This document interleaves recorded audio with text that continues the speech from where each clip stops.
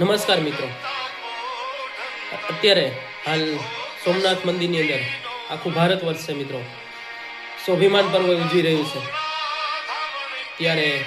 આપણે એના આગવા ઇતિહાસને જાણવો ખૂબ જરૂરી છે મિત્રો, કે જે સોમનાથ દાદાના રક્ષણ માટે આપણા મહાન યોદ્ધાઓએ જે બલિદાન આપ્યા છે. એમાં ખાસ જો મોખરે નામ લઈએ તો લાઠીના રાજકુંવર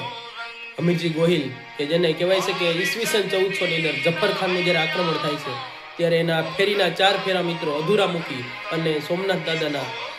રક્ષણ માટે પોતાનું જે બલિદાન દીધું મિત્રો, એ વીરોને, એ શહીદ વીરોને કેમ ભૂલાય મિત્રો. અને બીજા એક યોદ્ધાનું નામ લઈ તો વેગડો ભીલ છે, જેને સોમનાથ દાદાના રક્ષણ માટે પોતાનું બલિદાન આપ્યું. અને જે હાલ મંદિર છે એને આપણે દર્શન કરીએ છીએ તો આવા વીર યોદ્ધાઓને કારણે છે,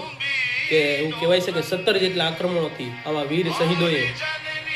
સોમનાથ દાદાનું